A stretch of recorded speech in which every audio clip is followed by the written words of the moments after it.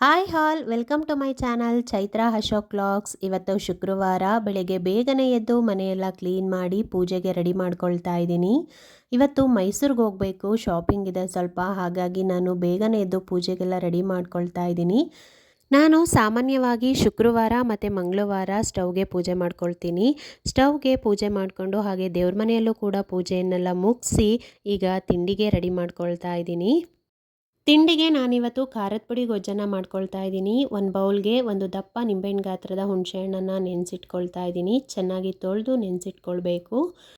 ಈ ಕಡೆ ಗೊಜ್ಜನ್ನು ಮಾಡ್ಕೊಳ್ಳಿಕ್ಕೆ ಸ್ಟವ್ ಮೇಲೆ ಒಂದು ಪ್ಯಾನನ್ನು ಇಟ್ಕೊಳ್ತಾ ಇದ್ದೀನಿ. ಅದಕ್ಕೆ 2-3 ಸ್ಪೂನಷ್ಟು ಎಣ್ಣೆ, 3-4 ಸ್ಪೂನಷ್ಟು ಕಡಲೆ ಬೀಜವನ್ನು ಹಾಕ್ಕೊಂಡು ಚೆನ್ನಾಗಿ ಫ್ರೈ ಮಾಡಿ ಒಂದು ಪ್ಲೇಟ್ಗೆ ಎತ್ತಿಟ್ಕೊಳ್ತಾ ಇದ್ದೀನಿ. ಹಾಗೆ 2 ಸ್ಪೂನಷ್ಟು ಕಡಲೆಬೇಳೆ, 2 ಸ್ಪೂನಷ್ಟು ಉದ್ದಿನಬೇಳೆಯನ್ನು ಕೂಡ ಚೆನ್ನಾಗಿ ಫ್ರೈ ಮಾಡಿ ಎತ್ತಿಟ್ಕೊಳ್ತಾ ಇದ್ದೀನಿ. ಹಾಗೆ 3-4 ಸ್ಪೂನಷ್ಟು ಖಾರದ ಪುಡಿ ಅಥವಾ ಬೇಳೆ ಸಾಂಬಾರು ಪುಡಿಯನ್ನು ನಾನಿಲ್ಲಿ ತೊಗೊಂಡು ಅದೇ ಎಣ್ಣೆಯಲ್ಲಿ ಚೆನ್ನಾಗಿ ಫ್ರೈ ಮಾಡ್ಕೊಳ್ತಾ ಇದ್ದೀನಿ. ಖಾರದ ಪುಡಿಯಲ್ಲಿರುವಂತಹ ಘಾಟ್ ಅಂಶ ಹೋಗೋವರೆಗೂ ನಾವು ಎಣ್ಣೆಯಲ್ಲೇ ಚೆನ್ನಾಗಿ ಫ್ರೈ ಮಾಡಿಕೊಂಡು ನೆನೆಸಿಟ್ಕೊಂಡಿರುವಂತಹ ಹುಣಸೆ ಹುಳಿಯನ್ನು ಸೇರಿಸ್ಕೊಳ್ಬೇಕು. ಇದನ್ನು ಚೆನ್ನಾಗಿ ಮಿಕ್ಸ್ ಮಾಡಿ ಒಂದು ಲಿಡ್ಡನ್ನು ಕ್ಲೋಸ್ ಮಾಡಿ ಬೇಯಲಿಕ್ಕೆ ಬಿಡ್ತಾ ಇದ್ದೀನಿ. ಈ ಕಡೆ ಒಗ್ಗರಣೆಗೆ ಬೇಕಾಗಿರುವಂತಹ ಪದಾರ್ಥಗಳನ್ನೆಲ್ಲ ರೆಡಿ ಮಾಡ್ಕೊಂಡಿದ್ದೀನಿ. ಅಷ್ಟರಲ್ಲಿ ಈ ಗೊಜ್ಜು ಕೂಡ ಚೆನ್ನಾಗಿ ಬೆಂದಿದೆ ನೋಡಿ. ಈಗ ಈ ಗೊಜ್ಜಿಗೆ ಒಂದು ಒಗ್ಗರಣೆ ಕೊಟ್ಕೊಳ್ಬೇಕು. ಹಾಗಾಗಿ ಸ್ಟವ್ ಮೇಲೆ ಒಂದು ಪ್ಯಾನನ್ನು ಇಟ್ಕೊಳ್ತಾ ಇದ್ದೀನಿ. ಅದಕ್ಕೆ 6-7 ಸ್ಪೂನಷ್ಟು ಎಣ್ಣೆ, ಅರ್ಧ ಸ್ಪೂನಷ್ಟು ಸಾಸಿವೆ, 2 ಒಣಮೆಣಸಿನ್ಕಾಯಿ, 2 ಎಸಳಷ್ಟು ಕರಿಬೇವು, ಹಾಗೆ 1/4 ಸ್ಪೂನಷ್ಟು ಹಿಂಗನ್ನು ಸೇರಿಸ್ಕೊಂಡಿದ್ದೀನಿ. ಹಾಗೂ 2 ಗೆಡ್ಡೆ ಬೆಳ್ಳುಳ್ಳಿಯನ್ನು ಕೂಡ ಸೇರಿಸ್ಕೊಂಡು ಚೆನ್ನಾಗಿ ಫ್ರೈ ಮಾಡಿ ಈಗಾಗಲೇ ಬೇಯ್ತಾ ಇರುವಂತಹ ಗೊಜ್ಜೊಳಗಡೆ ನಾವು ಈ ಒಗ್ಗರಣೆಯನ್ನು ಸೇರಿಸ್ಕೊಳ್ಬೇಕು. ಈಗ ರುಚಿಗೆ ತಕ್ಕಷ್ಟು ಉಪ್ಪು ಹಾಗೂ 1 ಸ್ಪೂನಷ್ಟು ಬೆಲ್ಲದ ಪುಡಿಯನ್ನು ಸೇರಿಸ್ಕೊಂಡು ಚೆನ್ನಾಗಿ ಮಿಕ್ಸ್ ಮಾಡಿ ಈಗಾಗಲೇ ಹುರಿದಿಟ್ಕೊಂಡಿರುವಂತಹ ಕಡಲೆಬೇಳೆ, ಉದ್ದಿನಬೇಳೆ, ಕಡಲೆ ಬೀಜವನ್ನು ನಾನು ಇದರೊಳಗಡೆ ಮಿಕ್ಸ್ ಮಾಡ್ಕೊಳ್ತಾ ಇದ್ದೀನಿ. ನಾನು ಇವಾಗ ರೈಸ್ ಕಲಿಸ್ಲಿಕ್ಕೆ ಎಷ್ಟು ಗೊಜ್ಜು ಬೇಕು ನೋಡಿ ಅಷ್ಟನ್ನು ಮಾತ್ರ ಇಟ್ಕೊಂಡು ಮಿಕ್ಕಿದನ್ನು ಸಪ್ರೇಟ್ ಮಾಡ್ಕೊಳ್ತಾ ಇದ್ದೀನಿ. ರೈಸ್ನ ಸ್ವಲ್ಪ ಹೊತ್ತು ತಣ್ಣಗಾಗಲಿಕ್ಕೆ ಬಿಟ್ಟಿದ್ದೆ. ತಣ್ಣಗಾದ್ಮೇಲೆ ನಾನು ಇವಾಗ ಗೊಜ್ಜೊಳಗಡೆ ಮಿಕ್ಸ್ ಮಾಡ್ಕೊಳ್ತಾ ಇದ್ದೀನಿ. ನೋಡಿ ಎಷ್ಟು ಚೆನ್ನಾಗಿ ಬಂದಿದೆ ಅಂತ ಖಾರದ ಪುಡಿ ಗೊಜ್ಜು. ತುಂಬ ಟೇಸ್ಟಿಯಾಗಿರುತ್ತೆ. ನನ್ನ ಮಗನಿಗೂ ಕೂಡ ಇವತ್ತು ನಾನು ಬಾಕ್ಸ್ಗೆ ಅದನ್ನೇ ಕಳಿಸಿದ್ದೆ. ಇದರ ಜೊತೆಗೆ ಸ್ವಲ್ಪ ತೋತಾಪುರಿ ಮಾವಿನ ಹಣ್ಣನ್ನು ಕಟ್ ಮಾಡಿ ಅದ್ರ ಮೇಲೆ ಸ್ವಲ್ಪ ಉಪ್ಪಿನ ಪುಡಿ ಮತ್ತು ಚಿಲ್ಲಿ ಪೌಡರನ್ನು ಮಿಕ್ಸ್ ಮಾಡಿ ಕೊಟ್ಟಿದ್ದೆ. ಅದು ಅವನಿಗೆ ತುಂಬಾ ಇಷ್ಟ ಆಗುತ್ತೆ. ನಾವು ಇವಾಗ ಹೊರಡ್ತಾ ಇದ್ದೀವಿ. ನನ್ನ ಹಸ್ಬೆಂಡು ಮಗನ್ನ ಸ್ಕೂಲ್ಗೆ ಬಿಟ್ಟು ಹಾಗೆ ಅವರು ಕೆಲಸಕ್ಕೆ ಹೋಗ್ತಾರೆ. ನನ್ನ ಮಗ ಸ್ಕೂಲಿಂದ ಬರೋ ಅಷ್ಟರಲ್ಲಿ ನಾವು ಮೈಸೂರಲ್ಲಿ ಶಾಪಿಂಗ್ ಎಲ್ಲ ಮುಗಿಸ್ಕೊಂಡು ರಿಟರ್ನ್ ಬರಬೇಕು. ಹಾಗಾಗಿ ಬೇಗನೆ ಹೊರಡ್ತಾ ಇದ್ದೀವಿ. ನಾವು ರೈಲ್ವೆ ಸ್ಟೇಷನಲ್ಲೇ ಗಾಡಿಯನ್ನು ಪಾರ್ಕ್ ಮಾಡಿ ಈಗ ಟಿಕೆಟನ್ನು ತಗೊಳ್ತಾ ಇದ್ದೀವಿ. ನೋಡಿ ಟಿಕೆಟು 3 ಮೆಂಬರ್ಸ್ಗೆ 150 ರುಪೀಸ್ ಆಗಿದೆ. ಒಬ್ರಿಗೆ 50 ರುಪೀಸ್ ಆಯಿತು ನಮಗೆ ರಾಮನಗರದಿಂದ ಮೈಸೂರಿಗೆ. ನಾವು ಟಿಕೆಟನ್ನು ತೊಗೊಂಡು ಸ್ಟೆಪ್ಸ್ ಇಳಿತಾ ಇದ್ವಿ. ಅಷ್ಟರಲ್ಲೇ ನಮಗೆ ಒಂದು ಟ್ರೈನ್ ಮಿಸ್ ಆಯಿತು. ಹಾಫ್ ಆನ್ ಅವರ್ ವೆಯ್ಟ್ ಮಾಡೋದಾದಮೇಲೆ ನಮಗೆ ಇನ್ನೊಂದು ಟ್ರೈನ್ ಸಿಕ್ತು. ನೋಡಿ ಹೋಗ್ತಾ ಇದ್ದೀವಿ ಇವಾಗ ಮೈಸೂರಿಗೆ. ಟ್ರೈನಲ್ಲಿ ಹೋಗೋ ಖುಷಿನೇ ಬೇರೆ. ಆ ಸುತ್ತಮುತ್ತ ವಾತಾವರಣ ಎಷ್ಟು ಚೆನ್ನಾಗಿತ್ತು ಗೊತ್ತಾ. ಬರೀ ಗ್ರೀನರಿ ಗ್ರೀನರಿ ಗ್ರೀನರಿ ನೋಡಿ ತುಂಬಾ ಖುಷಿ ಆಗ್ಬಿಡ್ತು. ಕೊನೆಗೂ ನಾವು ಮೈಸೂರು ರೈಲ್ವೆ ಸ್ಟೇಷನ್ಗೆ ಬಂದು ರೀಚ್ ಆದ್ವಿ. ಜನ ಅಂತೂ ಇವತ್ತು ತುಂಬಾ ಕಡಿಮೆ ಇದ್ದರು. ಯಾಕೆ ಅಂತ ಗೊತ್ತಿಲ್ಲ. ಟ್ರೈನಲ್ಲೂ ಅಷ್ಟೇ ಫುಲ್ಲು ಖಾಲಿ ಖಾಲಿ ಅನಿಸ್ತಾ ಇತ್ತು. ಸೀಟೆಲ್ಲ ತುಂಬ ಖಾಲಿ ಇತ್ತು. ನಮಗಂತೂ ಖುಷಿನೇ ಆಗ್ಬಿಡ್ತು. ನಾವು ರೈಲ್ವೆ ಸ್ಟೇಷನ್ ರೀಚ್ ಆಗೋ ಅಷ್ಟರಲ್ಲಿ 11:45 ಆಗಿತ್ತು. ಇಲ್ಲಿಂದ ನಾವಿವಾಗ ಮನ್ನಾರ್ಸ್ಗೆ ಹೋಗೋಣ ಅಂತ ಹೋಗ್ತಾ ಇದ್ದೀವಿ.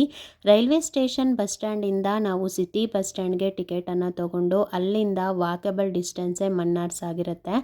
ನನ್ನ ತಮ್ಮನ ಹೆಂಡತಿ ಮತ್ತು ನಾನು 3 ಜನ ಇವತ್ತು ಮೈಸೂರಿಗೆ ಶಾಪಿಂಗ್ ಬಂದಿದ್ದೀವಿ. ನನ್ನ ಹಸ್ಬೆಂಡ್ ಕೆಲಸ ಇದೆ ಅಂತೇಳಿ ಬರೋಕ್ಕಾಗಲಿಲ್ಲ. ಅವ್ರೇನಾದರೂ ಬಂದಿದ್ದರೆ ಚಾಮುಂಡಿ ಬೆಟ್ಟ ಅಂತೂ ಮಿಸ್ ಆಗ್ತಾನೆ ಇರಲಿಲ್ಲ. ಅವ್ರು ಯಾವತ್ತೂ ಕೂಡ ಮೈಸೂರಿಗೆ ಬಂದರೆ ಚಾಮುಂಡಿ ಬೆಟ್ಟ ಅಂತೂ ಮಿಸ್ ಮಾಡೋದೇ ಇಲ್ಲ. ನಾವು ಈ ಕಡೆ ಮನ್ನಾರ್ಸ್ಗೆ ಫಸ್ಟು ಸ್ಯಾರಿ ಸೆಕ್ಷನ್ಗೆ ಬಂದಿದ್ದೀವಿ. ಸ್ಯಾರಿ ಸೆಕ್ಷನಲ್ಲಿ ನಮ್ಗೆ ಇಷ್ಟ ಆಗಿರುವಂತಹ ಸ್ಯಾರಿಗಳನ್ನೆಲ್ಲ ತೊಗೊಂಡು ಹಾಗೆ ಈ ಕಡೆ ಸಿಂಪಲ್ ಸ್ಯಾರಿ ಸೆಕ್ಷನ್ಗೆ ಕೂಡ ಬಂದಿದ್ದೀವಿ. ಇಲ್ಲಿ ಡೈಲಿ ವೇರ್ ಸ್ಯಾರೀಸ್ ಅಂತೂ ತುಂಬಾ ಚೆನ್ನಾಗಿರುತ್ತೆ. ಹಾಗಾಗಿ ಅಮ್ಮನಿಗೆ 2 ಡೈಲಿ ವೇರ್ ಸ್ಯಾರೀಸ್ನ ತೊಗೊಳ್ಳೋಣ ಚೆನ್ನಾಗಿರುತ್ತೆ ಅಂತೇಳಿ ಈ ಸೆಕ್ಷನ್ ಕೂಡ ಬಂದು ಅಮ್ಮನಿಗೆ ಸೀರೆನ ತೊಗೊಂಡ್ವಿ. ಹಾಗೆ ನಾನಿಲ್ಲಿ ಮಕ್ಕಳ ಸೆಕ್ಷನ್ಗೆ ಬಂದಿದ್ದೀನಿ. ನನ್ನ ಮಗನಿಗೆ ಬಟ್ಟೆ ತೊಗೊಳ್ಳೋಣ ಅಂತೇಳಿ. ನನ್ನ ಮಗ ಸ್ವಲ್ಪ ಕಲರ್ ಇರೋದ್ರಿಂದ ಅವನಿಗೆ ಡಾರ್ಕ್ ಕಲರ್ಸು ತುಂಬಾ ಚೆನ್ನಾಗಿ ಕಾಣಿಸುತ್ತೆ.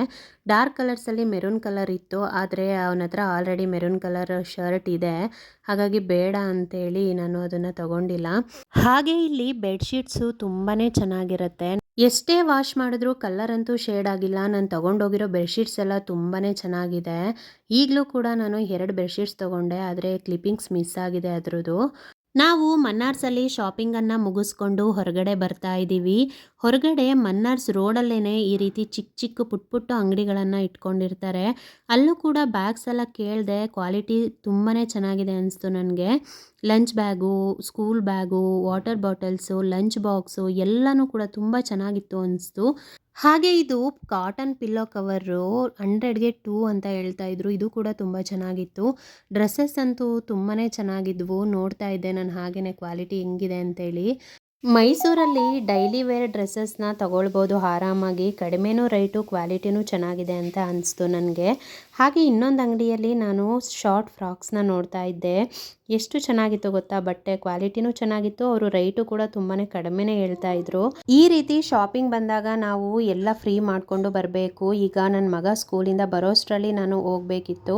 ಹಾಗಾಗಿ ನನಗೆ ಎಷ್ಟು ಬೇಕೋ ಅಷ್ಟು ಮಾತ್ರ ಶಾಪಿಂಗನ್ನು ಮುಗಿಸ್ಕೊಂಡು ನಾವೀಗ ರಿಟರ್ನ್ ಹೊರಡ್ತಾ ಇದ್ದೀವಿ. ಮೈಸೂರಿಂದ ನಮಗೆ 2:50ಗೆ ಕರೆಕ್ಟಾಗಿ ಟ್ರೈನ್ ಸಿಕ್ತು. ಇಲ್ಲಿಂದ ನಾವು ರಿಟರ್ನ್ ರಾಮನಗರಕ್ಕೆ ಹೊರಡ್ತಾ ಇದ್ದೀವಿ. ನಾನು ಬೆಳಿಗ್ಗೆ ಬರುವಾಗೇ ಖಾರದ ಪುಡಿ, ಗೊಜ್ಜು ಮತ್ತು ಅನ್ನವನ್ನು ಕಲಿಸ್ಕೊಂಡು ಬಾಕ್ಸ್ ಕಟ್ಕೊಂಡು ಬಂದಿದ್ದೆ.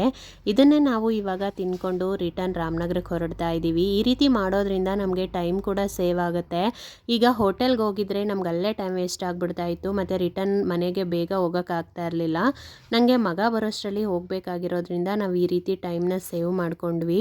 ನಾವು ರಾಮನಗರ ತಲುಪೋಷ್ಟರಲ್ಲಿ ಟೈಮ್ ಕರೆಕ್ಟಾಗಿ 4:15 ಆಗಿತ್ತು. ಈಗ ನಾನು ಮನೆಗೆ ಬಂದು ಸ್ವಲ್ಪ ಹೊತ್ತು ರೆಸ್ಟ್ ಮಾಡಿ ನಾನು ಮೈಸೂರಿಂದ ಏನೇನು ಸ್ಯಾರಿ ತೊಗೊಂಡು ಬಂದಿದ್ದೀನಿ ಅಂತ ತೋರಿಸ್ತಾ ಇದ್ದೀನಿ ನೋಡಿ. ಇದೊಂದು ಪಿಂಕ್ ಕಲರ್ ಸ್ಯಾರಿ ತುಂಬಾ ಚೆನ್ನಾಗಿದೆ. ಪಿಂಕ್ ಕಲರ್ ಸ್ಯಾರಿಗೆ ಬ್ಲೌಸ್ ಬಂದು ಗ್ರೀನ್ ಕಲರ್ ಇದೆ. ಎಷ್ಟು ಸಾಫ್ಟ್ ಆಗಿದೆ ಗೊತ್ತಾ ಇದು ಸ್ಯಾರಿ, ನನಗಂತೂ ತುಂಬ ಇಷ್ಟ ಆಯಿತು. ಇದನ್ನು ಯಾರಿಗೋ ಉಡ್ಸೋಕ್ಕೆ ಅಂತೇಳಿ ನನ್ನ ತಮ್ಮ ತೊಗೊಂಡಿರೋದು.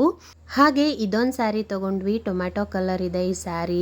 ಇದನ್ನು ನನ್ನ ತಮ್ಮನ ಹೆಂಡತಿ ಅವರ ಅಜ್ಜಿಯ 50ನೇ ವರ್ಷದ ಮದುವೆ ವಾರ್ಷಿಕೋತ್ಸವಕ್ಕೆ ಗಿಫ್ಟ್ ಕೊಡಲಿಕ್ಕೆ ಅಂತ ತೊಗೊಂಡ್ರು. ಸ್ಯಾರಿ ಪರ್ಚೇಸ್ ಮಾಡೋಕ್ಕೆ ಬೆಸ್ಟ್ ಪ್ಲೇಸ್ ಅಂತಲೇ ಹೇಳ್ಬೋದು ಮೈಸೂರು. ಕಡಿಮೆನೂ ದುಡ್ಡಿರುತ್ತೆ, ಕ್ವಾಲಿಟಿನೂ ಚೆನ್ನಾಗಿರುತ್ತೆ. ನನಗಂತೂ ಸ್ಯಾರಿಗಳಂತೂ ಅಲ್ಲಿ ಒಂದಕ್ಕೊಂದು ಚೆನ್ನಾಗಿದೆ ಅಂತ ಅನ್ನಿಸ್ತಾ ಇತ್ತು.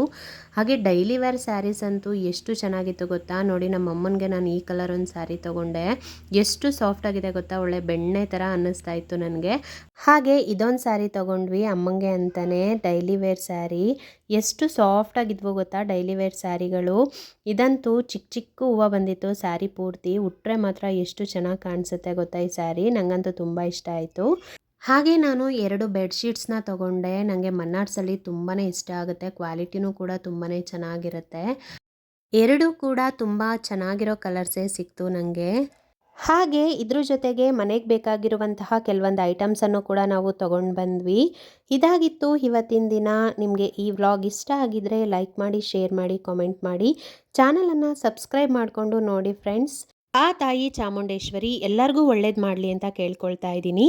ಸಿಗೋಣ ಮುಂದಿನ ವಿಡಿಯೋದಲ್ಲಿ. Thank you so much.